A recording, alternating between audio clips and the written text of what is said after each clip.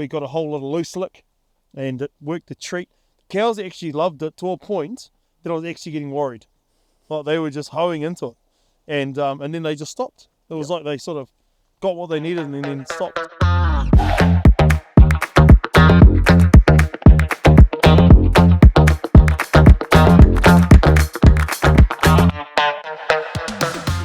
Kia ora team, we're here with Sean from Agvance.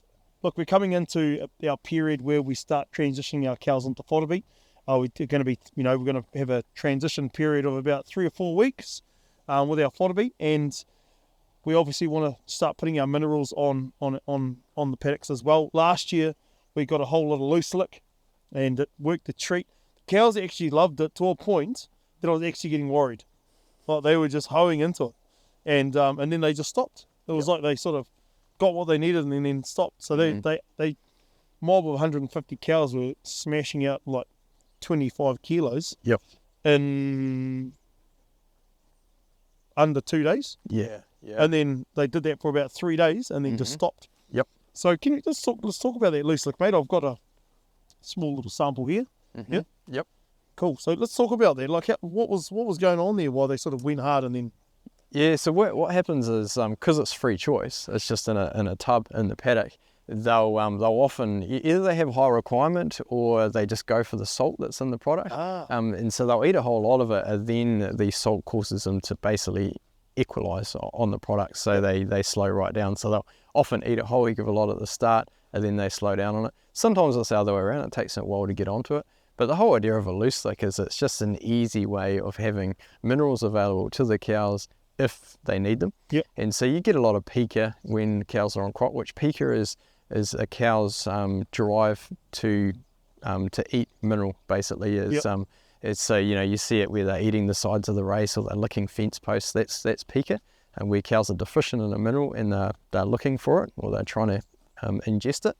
And so if you have a drum of loose lick available, then they'll go for that and they'll clean it up if they need it. So you, like you say, you have periods where they absolutely smash it, and then they slow down on it. And so you'll have a whole lot of wet weather come through, or the crop allocation goes up, and then all of a sudden they start smashing the loose licks.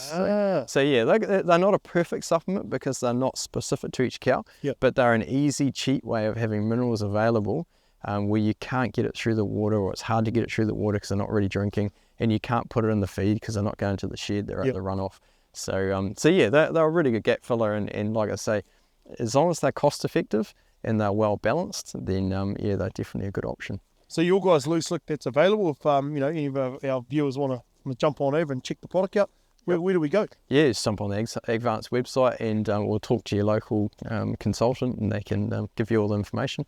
Wicked. And just gets delivered out on farm like ours? Yep, that's right. Yeah, we just have 2 main products. It's pretty simple but effective product. We have one for fodder beet, so obviously it has phosphorus in it, and then we have one for other crops, so your cow or whatever, which doesn't have phosphorus, so it's a little bit cheaper. But both are there to help balance your magnesium, calcium, and trace mineral levels in the cow, and obviously using salt to try and keep cow intake relatively consistent.